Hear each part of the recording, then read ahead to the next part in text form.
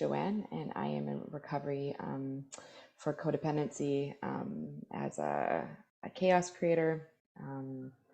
And ultimately, I discovered that I have an addiction to adrenaline. And if you want to learn more about that later, feel free to ask some of us because we know what that's been like for us. But I just want to say as well, I mean, I've attended lots of different meetings that have all different addictions represented, and we start to realize that we're not really that different at all. We may use a different substance to be able to mask our true problem, but we all have the same solution. So with that, like Vicky said, I'm going to be sharing on the set aside prayer. And this prayer was one that I learned very early on when I began a 12-step journey.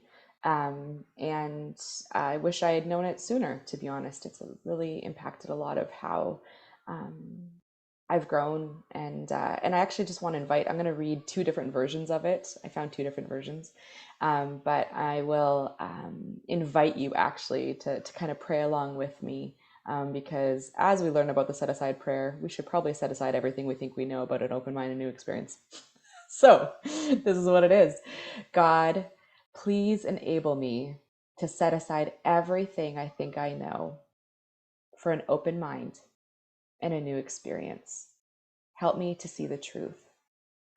Another version, there's a more expanded version I found that said, God, please help me set aside everything I think I know about you, everything I think I know about myself, everything I think I know about others, and everything I think I know about my recovery, so I may have an open mind and a new experience with these things and come to know you better. Please help me see the truth. So Vicky reminded me that I was speaking today, and so I try to speak on stuff that is really current of what I'm going through in the moment, because that's usually the best stuff for me to talk about because it's fresh. And so last week, and I'll talk more about this later, but last week, a friend of mine, I was just having a really hard day, and I called her, and she reminded me of this prayer.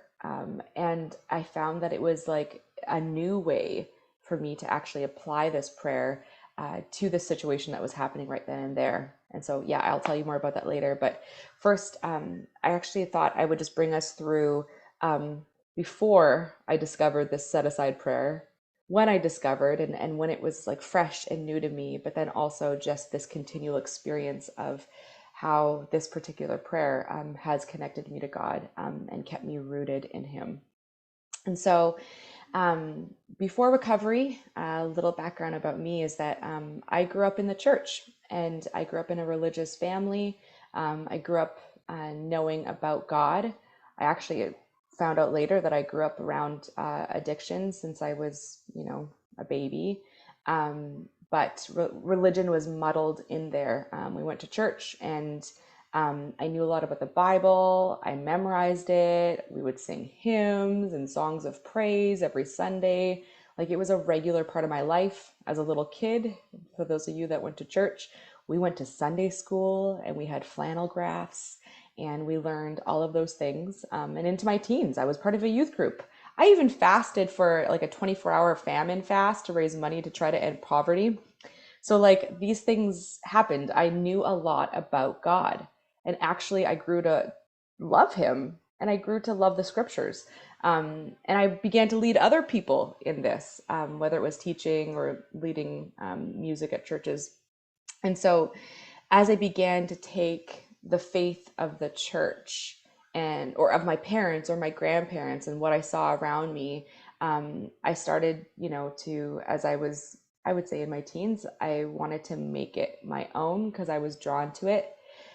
However, I think one thing as I was thinking through this talk and about this prayer was that it I forget when I discovered it. It was probably my late teens, but I constantly felt like I came up against these blocks to God. It was like God was here, but I couldn't quite like reach Him. Like, and I loved the idea of him, or um, um, I loved making music and being in those atmospheres, but I found that there were just these things that I couldn't quite get. I didn't understand why I couldn't feel close to God, or yeah, they really felt like walls. Like it felt like there were these walls that went up. I don't know. I didn't know when they went up. I didn't really know what kind of walls they were, but I also knew that I couldn't take them down. And I struggled with that for such a long time. And so I want to just actually bring us into the AA Big Book, this guy right here. And we're going to look at where this set aside prayer was derived from. So we'll be on page 47 and 48, and we're going to just dig a little bit into it. And I'll just share my experience as we go through. So we're going to start with a couple sentences down from the top, where it says, "Do not let any prejudice you may have against spiritual terms deter you from honestly asking yourself what they mean to you." And I would add to that, or maybe I had a prejudice or an experience from before with spiritual things or with religion, whether I grew up, without religion or without God, or I grew up with religion and with God, but still I needed to let go of these prejudices that I had. Um, I felt when I was especially coming into recovery, because I was struggling so much with just being like, I thought I had God. I thought I got this. I thought I figured this out. I thought, like, why isn't this working? Why do I keep landing up in these same places and these patterns? Like, what? Oh, you'd think I'd have it like together by now, as I'm like 20. And I felt like I had to really unlearn many things, so I could get truly honest and tear down these walls that I knew were there.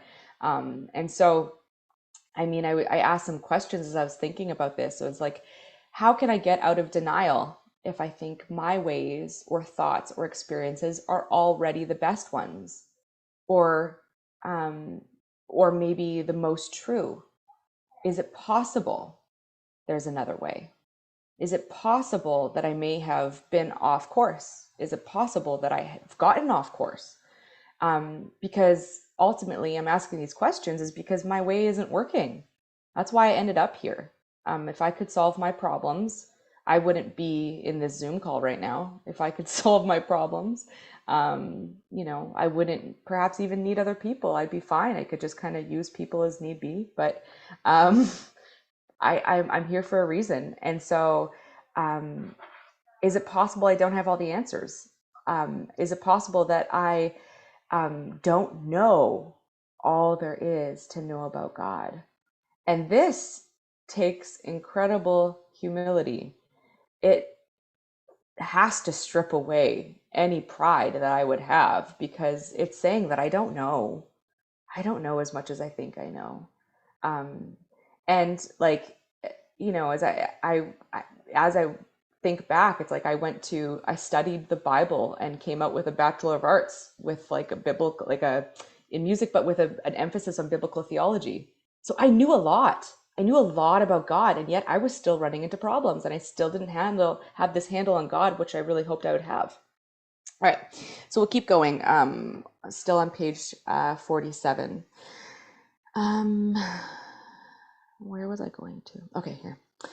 So at the start, this was all we needed to commence spiritual growth, to effect our first conscious relation with God as we understood Him. Afterward, we found ourselves accepting many things which then seemed entirely out of reach. That was growth. But if we wished to grow, we had to begin somewhere. So we used our own conception, however limited it was. We needed to ask ourselves but one short question: do I now believe, or am I even willing to believe, that there is a power greater than myself? As soon as a man or woman can say that he does believe or is willing to believe, we emphatically assure him that he is on his way. It has been repeatedly proven among us that this simple cornerstone, this willingness to believe, effective spiritual structure can be built.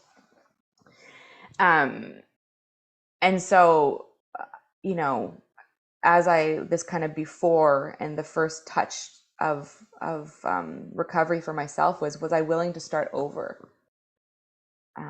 Was I willing to try to approach God in a new way than before? As to find these ways that perhaps I was the one that blocked him in the first place. Would I discover some of these walls this way? Was I willing to admit that I don't know everything about God, and that perhaps he's bigger than I let him be?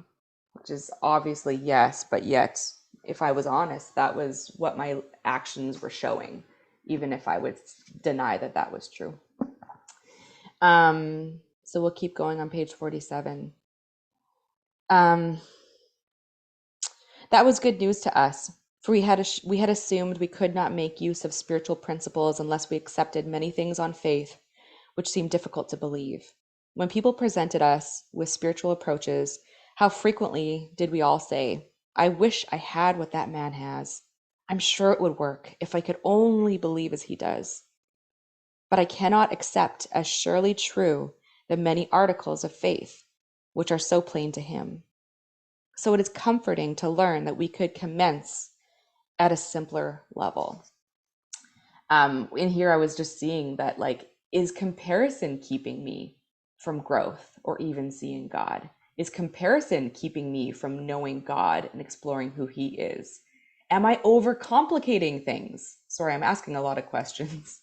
Hopefully you can, it's just how it came out. Am I overcomplicating things? Do I know that it is key to actually keep things simple and begin and never stray away from the basics, ones that I would personally skip over because I thought I knew and I thought that I had God under wrap, when actually I really did place God in a box, and I didn't allow him to be God at all. And actually I came to understand that, oh, Joanne became God.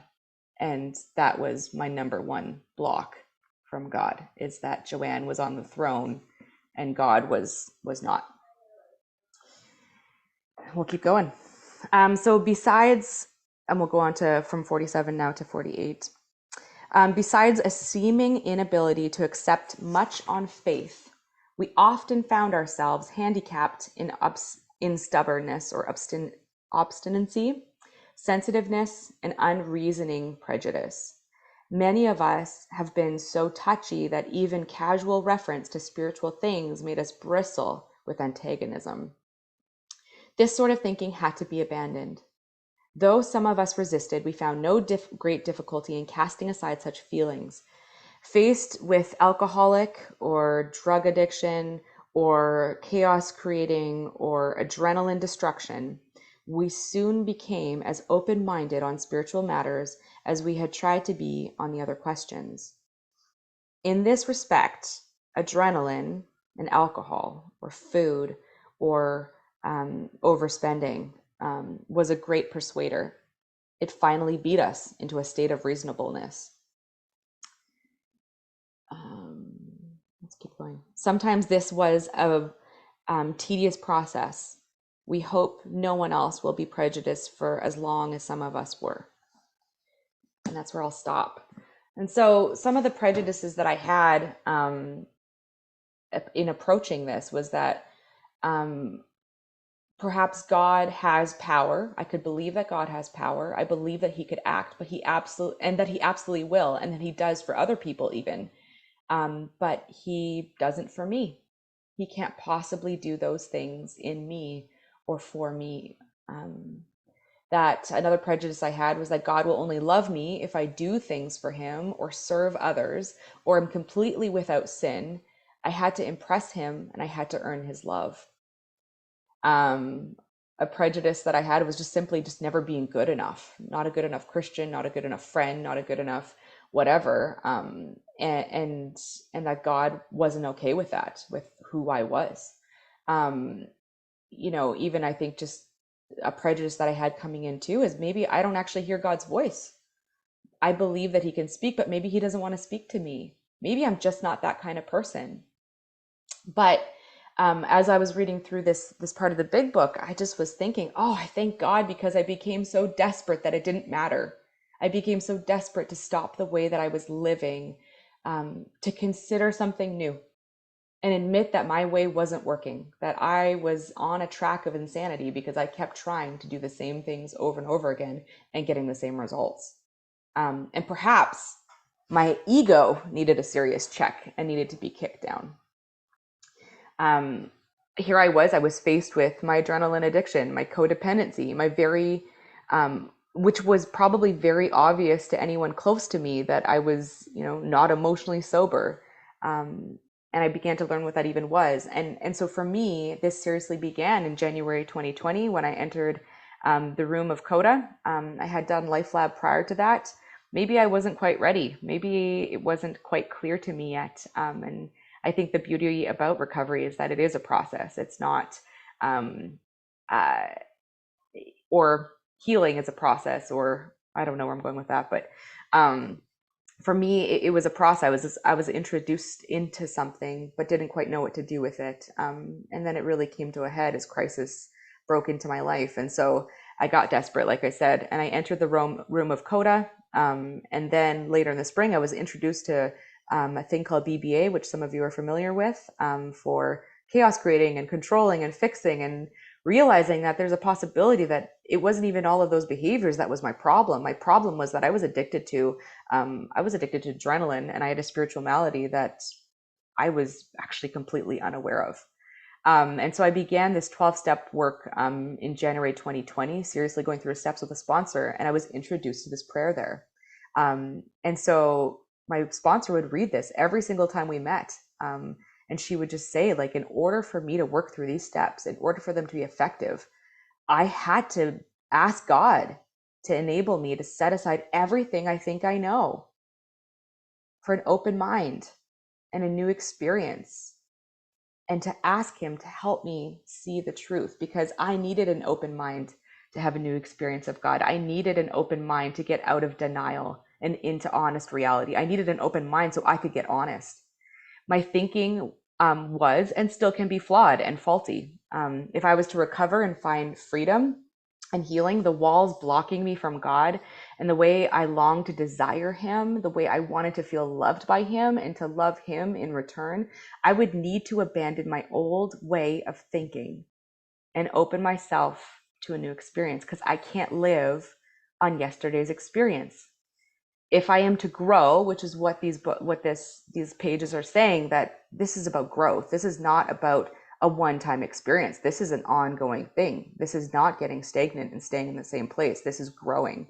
And so um, I was trying to think of like an example of that. And so like um, it's there's a couple, like I think of when people talk about high school. I don't know if you know those people that talk about high school. I didn't really love high school so much, but people that really love high school, they often talk about the good old days, and they're like, oh yeah, and they share all these stories, and when they gather, that's mostly what they talk about. And actually it seems after a while that, oh, I think the most fun they've ever had in life was in high school, and that was like 15 years ago. Oh, that must be so sad. That Do you not have fun today? Like, because you don't have any current stories about fun. Your current stories are like really, really hard. But high school seemed fun. Oh, okay, that's great. And so we gotta grow. Or like I was thinking of like, speaking of high school, no, elementary school. I don't know. When did the Backstreet Boys become big? Not that you have to answer that. But imagine if one of my first favorite albums was the Backstreet Boys Millennium, probably released around the millennium turn. And imagine I loved it so much, because I knew most of the words. And imagine if all I ever did, I stopped in that album, in that form of music, and I was like, this is it. I found it. This is music. This is the end all be all. Oh my gosh, like this is the best ever. And I talk to people about it all the time, just about that album, not even their other stuff, just that album. And I listen to it religiously, and nothing else. There's, Backstreet Boys all over my walls. And it's like, I'm a grown woman. I'm 35 years old, and my husband's having to see all these Backstreet Boys all over my walls, and my kids, like that. And imagine if I thought it didn't get any better than that.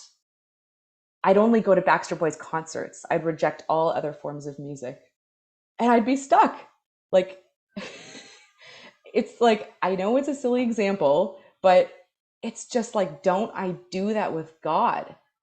Don't I just get stuck in that one time or that one spiritual experience or that one thing that I was like, oh, like I know that that was real and I'm just living that like wave. And that's the only thing I talk about. And I'm constantly trying to recreate that experience everywhere I go.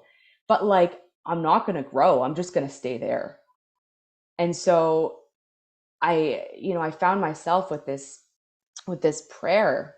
So my friend, um, here's where it came from, was last week. I was really struggling with faith, I guess, of like how things are going to happen. There were like some financial stuff that was really bugging me, and I couldn't see clearly of how that would be. And I found myself deep in fear.